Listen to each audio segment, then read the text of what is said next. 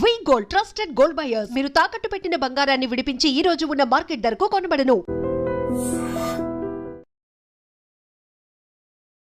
So welcome back to the latest episode with Rahul Reddy Garu, the immigration lawyer, and he's practicing law from since 30 years. So right now OPT నుంచి STEM నుంచి H1Bకి మారే వాళ్ళ situations ఏ విధంగా ఉండబోతున్నాయి యూఎస్లో అనేది తెలుసుకుందాం. Hi sir. Sir I'm very fine sir, and how are you sir? Good. So upcoming మార్చ్లో H1Bకి సంబంధించిన లాటరీస్ అవి ఉండబోతున్నాయి కాబట్టి వాటి గురించి డిస్కస్ చేద్దాం. సో ఓపీటీ అండ్ స్టెమ్ నుంచి ఎవరైతే H1B కోసం వెయిట్ చేస్తూ ఉంటారో లాటరీ టైంలో వాళ్ళ మీద ఎఫెక్ట్ ఏ విధంగా ఉంటుందంటారు? ఇప్పుడు మనకు కొత్త H1B రెగ్యులేషన్స్ వచ్చినాయి. దాని ద్వారా ఏమైందంటే థర్డ్ పార్టీ ప్లేస్మెంట్ అనేది కొద్దిగా స్ట్రిక్ట్ అయిపోయింది. అదొకటి. ఇంకోటి ఏంటంటే మనకు లాస్ట్ ఇయర్ H1B కోటాను మొత్తం ట్రాన్సాక్షన్ చేసిండ్రు. అంటే అంతకుముందు 7-8 years నుంచి ఎట్లుండే అంటే అంతకుముందు 3-4 years ఎట్లుండే అంటే ఒక 10 కంపెనీల నుంచి కూడా కొందరు ఫైల్ చేసిండ్రు, ఫ్రాడ్లెంట్ ఫైలింగ్స్ అయ్యి. అంటే ఒకవేళ కనుక కొన్ని జాబ్స్ ఉంటే 10 కంపెనీల నుంచి ఫైల్ చేసిన ఉన్నారు.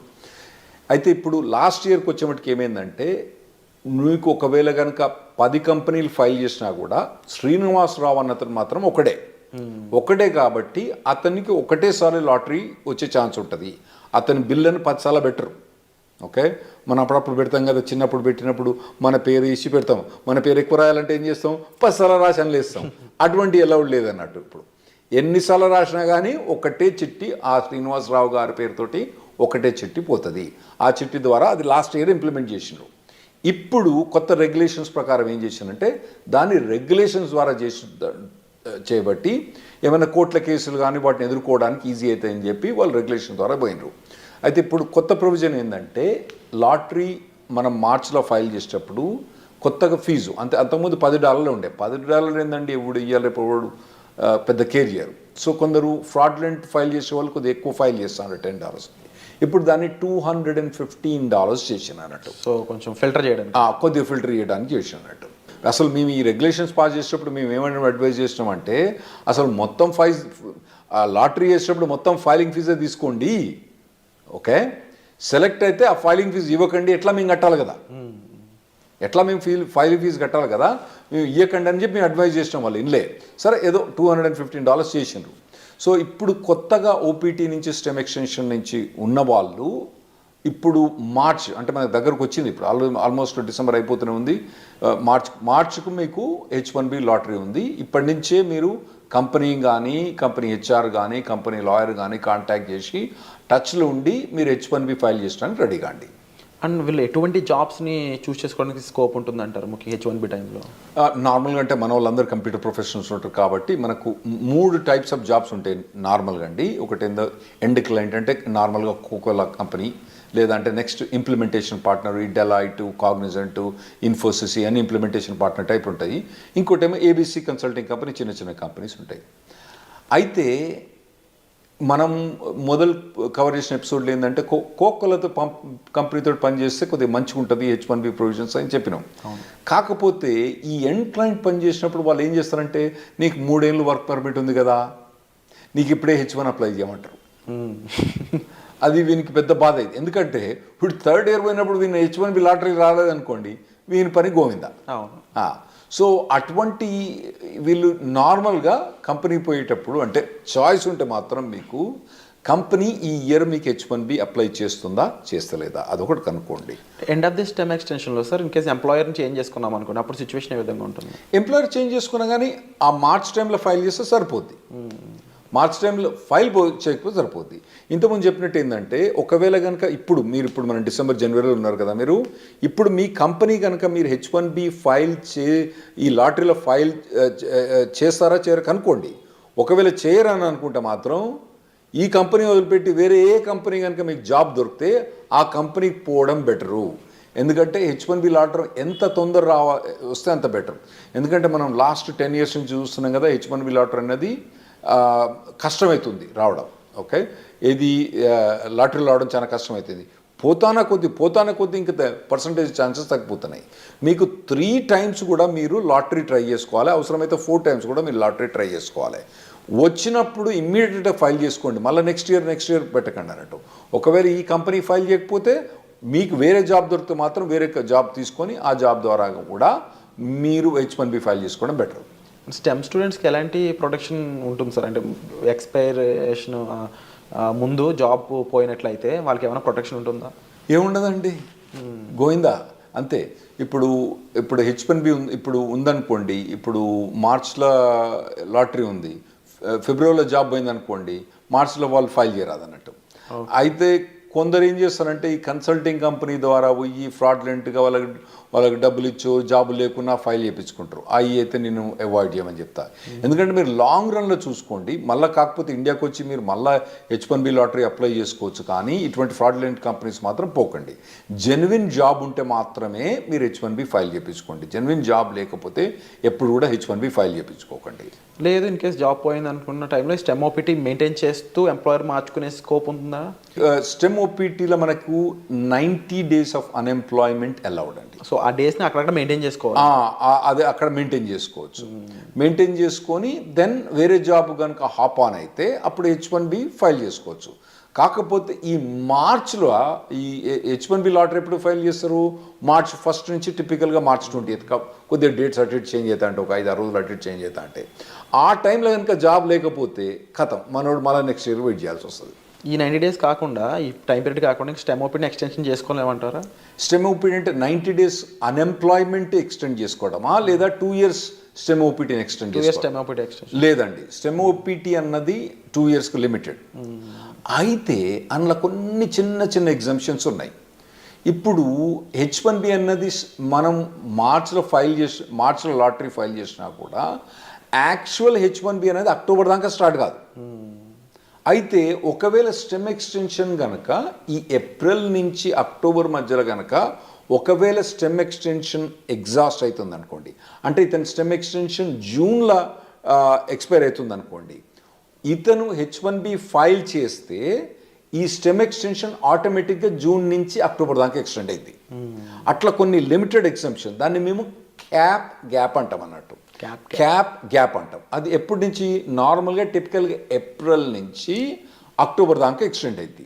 ఏది కంపెనీ ఏదైతే కంపెనీ ఉందో H1B change of status file చేస్తే ఆటోమేటిక్గా క్యాప్ గ్యాప్ అన్నది ఏప్రిల్ నుంచి అక్టోబర్ దాకా ఎక్స్టెండ్ అయింది. అండ్ మనం ముందు మాట్లాడుకున్న ఈ రూల్స్ అండ్ రెగ్యులేషన్స్ అన్నీ కూడా పార్ట్ టైంలో కూడా అప్లైకబుల్ అవుతాయా? అంటే ఇప్పుడు స్టెమ్ వాళ్ళు పార్ట్ టైం కూడా సేమ్ ఇదే చేయొచ్చా, లేదా ఫుల్ టైమే చేయాలి కంపల్సరీ? మీరు అన్నట్టు ఒకవేళ కనుక H1B జాబ్ ఫైల్ చేసిన అనుకోండి, పార్ట్ టైం కూడా వాళ్ళు ఎక్స్టెండ్ చేసుకోవచ్చు. ఏది టిపికల్గా ఏప్రిల్ నుంచి అక్టోబర్ దాకా. అయితే ఇప్పుడు కొత్తగా వచ్చిన రెగ్యులేషన్స్ ఏవైతే January 17, 2025 అప్లిక్ అవుతాయో దానికి యాక్చువల్లీ స్టూడెంట్స్ కొద్దిగా ఈజీ ప్రొవిజన్ ఇచ్చిండ్రు. కపుల్ ఆఫ్ ప్రొవిజన్స్ ఏమి ఇచ్చిందంటే, ఒకవేళ నార్మల్గా మేము H1B ఫైల్ చేసినప్పుడు అక్టోబర్ 1st డేట్ పెట్టే ఫైల్ చేయాలి, అక్టోబర్ 2nd ఫైల్ చేయొద్దని చెప్పినట్టు. ఇప్పుడు కొత్తగా ఏంది, నువ్వు ఎక్స్టెండెడ్ డేట్స్ అంటే ఇంకా లేట్ డేట్ తోటి కానీ మేము ఒకవేళ కనుక ఏప్రిల్లో మేలో ఫైల్ చేసినా కూడా కొద్దిగా లేట్గా స్టార్ట్ డేట్ అంటే వీని స్టెమ్ ఎక్స్టెన్షన్ ఉంటుంది కదండి, ఈ స్టెమ్ ఎక్స్టెన్షన్ ఎక్కువ వాడుకోవడానికి ఇంకా ఎక్కువ రోజులు పెట్టుకొని, అంటే అక్టోబర్ 1st కాకుండా డిసెంబర్ కానీ జనవరి కానీ స్టార్ట్ డేట్ పెట్టుకొని మేము H1B ఫైల్ చేసుకోవచ్చని కొత్త రెగ్యులేషన్ వచ్చింది. ఇది స్టెమ్ ఎక్స్టెన్షన్ ఉన్న వాళ్ళకు, ఓపీటీ ఉన్న వాళ్ళకి చాలా అడ్వాంటేజ్ అండి. ఎందుకంటే అనవసరంగా 6 years H1B వాడరు. ఇంకోటి ఏంటంటే వీళ్ళకు ఓపీటీ స్టెమ్ ఎక్స్టెన్షన్స్లా వీళ్ళకు 7% ఇన్కమ్ ట్యాక్స్ రిబేట్ వస్తుంది. H1B పోయినప్పుడు రాదు, అంటే దాన్ని యాక్చువల్లీ ఇన్కమ్ ట్యాక్స్ అన్నాము, సోషల్ సెక్యూరిటీ అంటాము. ఆ సోషల్ సెక్యూరిటీ అన్నది వీళ్ళు కట్టని అవసరం లేదు. సో ఆ ఎగ్జామ్షన్ కూడా ఇది వీళ్ళు ఎక్కువ వాడుకోవచ్చు. ఆ ప్రొవిజన్స్ కూడా ఇచ్చిండ్రు. ఇంకోటి ఏది స్టార్ట్ డేట్ లేట్ చేయొచ్చు అని ఉంది కదా. ఇంకోటి నేను ఏం చెప్పినా, స్టెమ్ ఎక్స్టెన్షన్ కానీ ఓపీటీ కానీ ఏప్రిల్ నుంచి అక్టోబర్ దాకా H1B ఫైల్ చేస్తే ఆటోమేటిక్ అక్టోబర్ దాకా ఎక్స్టెండ్ అవుతుందని చెప్పిన. దాన్ని క్యాప్ గ్యాప్ అంటాం. దాన్ని వాళ్ళు ఏం చేశారంటే క్యాప్ గ్యాప్ అన్నది అక్టోబర్ దాకా కాకుండా ఏప్రిల్ అంటే మళ్ళీ నెక్స్ట్ ఏప్రిల్ దాకా వాళ్ళు ఎక్స్టెండ్ చేసినట్టు, అంటే దాదాపుగా 1 year ఎక్స్టెండ్ చేసినట్టు. ఓకే. కాకపోతే దాని కిటికీ ఏంటంటే ఈ క్యాప్ గ్యాప్కు H1B అన్నది ఫైల్ చేయడం కంపల్సరీ. చేసిన వాళ్ళకి మాత్రం లాటరీలో సెలెక్ట్ అయ్యి H1B ఫైల్ చేసిన వాళ్ళకే ఈ క్యాప్ గ్యాప్ వర్తిస్తుంది. అంటే ఇప్పుడు తర్వాత ఈ క్యాప్ గ్యాప్ ఎక్స్టెన్షన్ కూడా H1B లాటరీలో సెలెక్ట్ అయ్యి H1B ఫైల్ చేసిన వాళ్ళకే ఈ క్యాప్ గ్యాప్ అన్నది వర్తిస్తుంది. అంటే ఈ ప్రొవిజన్ నార్మల్గా తీసుకొచ్చిన అవసరం ఏం పడిందంటే, H1B నార్మల్గా 5-6 మంత్స్లో అప్రూవ్ అయిపోద్ది. లేదంటే మనోడు ఎక్కువ పైసలు కట్టేస్తారు 3 వారాలకే అప్రూవ్ అవుతుంది ప్రీమియం ప్రాసెసింగ్కి. కొత్త అడ్మినిస్ట్రేషన్ వస్తుంది కదా, కొత్త అడ్మినిస్ట్రేషన్ అప్పుడు ఈ కొత్త అడ్మినిస్ట్రేషన్ కొత్తదేం కాదు, అంతకుముందు ఉన్నదే. అంతకుముందు మమ్మల్ని నరక యాతలు పెట్టింది ఈ అడ్మినిస్ట్రేషన్. వాళ్ళు ఈ ప్రీమియం ప్రాసెసింగ్ ఇవన్నీ సస్పెండ్ చేసినారు. అయితే ఇప్పుడు క్యాప్ అనేది అక్టోబర్ దాకానే, ఇదివరకు పాత రూల్స్ ప్రకారం అక్టోబర్ దాకానే ఎక్స్టెండ్ అయ్యి అక్టోబర్లో H1 అప్రూవ్ కాలేదనుకోండి, ఇడు జాబ్ చేయకుండా కూర్చోవాలి. అప్పుడప్పుడు పెద్ద కంపెనీలు ఏం చేస్తాయి, జాబ్ చేయకపోతే పో నీ H1 తీసేస్తాను తీసిపో, జాబ్ తీసేసిపోతాడు. అప్పుడేమవుతుంది, నా గరక నా ఘాటక అవుతాడు వీడు. అయితే ఇప్పుడు కొత్త ప్రొవిజన్ ప్రకారము ఒకవేళ ట్రంప్ అడ్మినిస్ట్రేషన్ వచ్చి H1 ప్రీమియం ప్రాసెసింగ్ తీసేసినా, అంటే ఎక్స్ట్రా $2,500 కట్టినా కూడా, దానికి ఎక్కువ ఫాస్టర్ ప్రొవిజన్ తీసేసినా కూడా, మనోడు అక్టోబర్ దాటిన తర్వాత, అంటే వీని వర్క్ పర్మిట్ ఒకవేళ జూన్లో అయిపోయినా కూడా అక్టోబర్ దాకా కాకుండా మళ్ళీ ఏప్రిల్ దాకా ఇతను జాబ్ క్యాప్ మీద జాబ్ చేసుకోవచ్చు. అది ఈ January 17th మనకు వచ్చే రెగ్యులేషన్స్ తోటి చాలా అడ్వాంటేజ్ అవుతుంది మనకు. ఓవరాల్గా డిఫరెంట్ అప్లికేబుల్స్ అయితే రానున్నాయి అనేది అర్థమవుతుంది క్లియర్గా. అండ్ కొన్ని బెనిఫిషరీస్ కూడా కనిపిస్తూ ఉన్నాయి డెఫినెట్లీ.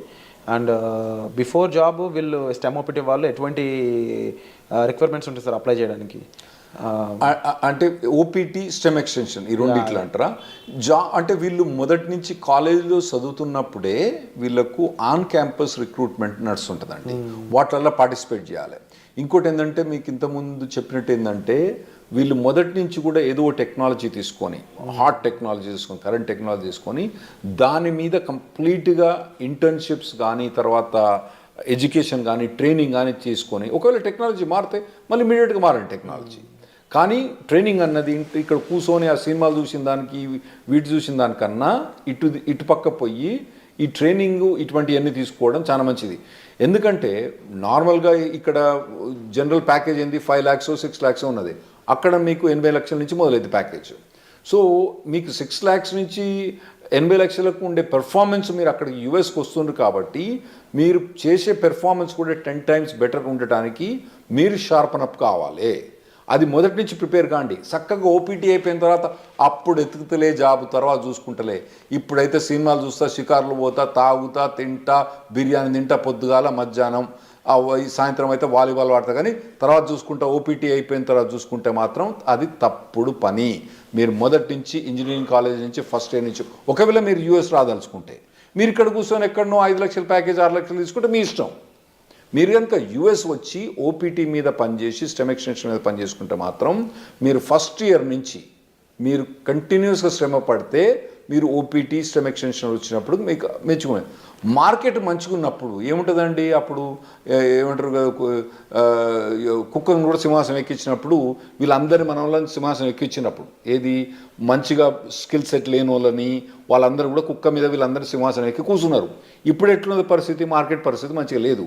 మరి మార్కెట్ పరిస్థితి మంచిగా లేదంటే యాక్చువల్గా మీరు స్టాక్స్లో బాగా చేస్తూ ఉంటారు కదా, అసలు యూఎస్లో ఇప్పుడు స్టాక్ మార్కెట్లు ఉందండి, హై రేట్స్ ఉన్నాయి, అన్నీ బాగున్నాయి స్టాక్ మార్కెట్.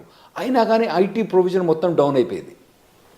ఎందుకైందంటే మెయిన్ ప్రొవిజన్ ఏంటంటే 2021 ఎప్పుడైతే మన కోవిడ్ అయిపోయిందో అప్పుడు ఎట్లా హైర్ చేసిందంటే అమెజాన్ కొన్ని కంపెనీస్ అయితే ఒకటే అండి, మీ శాలరీ ఎంత, ఇన్కమ్ ట్యాక్స్ చూపేరా అని వీళ్ళు పట్టుకుపోయినారు. నీ W2 ఎంత, నీ W2లా ఓకే నీకు 80 లక్షలు వస్తుంది, ఓకే ఒకటేరా నీకు, ఇగో 1,60,60,000 అంతే, వారు ఏం మాట్లాడలేదు. అట్లా చాలా మందిని హైర్ చేసిండ్రు. చక్కగా తీసుకుపోయి కుక్కను తీసుకుపోయి సింహాసనం మీద కూర్చోబెట్టిండ్రు. ఇప్పుడు ఏమవుతుందంటే వాళ్ళందరూ చాలా మంది లేఆఫ్స్ అవుతుండ్రు, ఇంపాక్ట్ చూపిస్తున్నారు. ఇప్పుడు కొత్తగా వచ్చే పోరాళ్ళకు మాత్రం ఆ లగ్జరీ ఏదైతే 2021-22లో ఏదైతే హైరింగ్ చూసిండ్రో, ఆ తర్వాత అంతకుముందు హైరింగ్ చూసిండ్రో, ఇంకా ముందు మీరు చూడరు. ఆర్టిఫిషియల్ ఇంటెలిజెన్స్ అనేది బాగా డెవలప్ అయింది. దాంతో ఏమవుతుందంటే ఈజీగా ప్రోగ్రామింగ్ అయిపోతుంది. కాబట్టి మీ జాబ్స్ అన్నవి చాలా కష్టమవుతాయి. మీరు మొదటి నుంచి ప్రిపేర్ కాండి. స్పెషల్గా మీరు యూఎస్ రాదలుచుకున్న వాళ్ళు మాత్రం మొదటి నుంచి ప్రిపేర్ అయ్యండి. మీరు ఇక్కడనే ఉండి చిన్న చిన్న జాబులు చూసుకుంటే మీ ఇష్టం. అక్కడ కనుక మీకు హై లెవెల్ జాబ్ కావాలంటే అక్కడ లో లెవెల్ జాబ్స్ ఉండవు, ఎందుకంటే వీళ్ళకి జాబ్ ఇవ్వడానికి వీలుండదు అక్కడ. ఏది ఓపీటీ స్పెషలిస్ట్ స్టెమ్ ఎక్స్టెన్షన్లా వాళ్ళు తీసుకొచ్చి $5 $10 జాబ్ ఇవ్వడానికి వీల్లేదు, రెగ్యులేషన్స్ ఎలా చేయవు కాబట్టి వీళ్ళకి హై లెవెల్ జాబ్ కావాలి. కాబట్టి ఆ లెవెల్ జాబ్ కావాలంటే మీరు ఇప్పటి నుంచి ప్రిపేర్ కావడం better. Wonderful sir. So latest updates కోసం చూస్తూనే ఉండండి. అండ్ చాలా విషయాలు అయితే మనకు రాహుల్ రెడ్డి గారు చెప్పడం జరిగింది. సో మీరు వీటిపై ఏమనుకుంటున్నారు, మీ ఒపీనియన్ కామెంట్ సెక్షన్లో మెన్షన్ చేయండి. And thank you so much for the wonderful. Thanks అండి.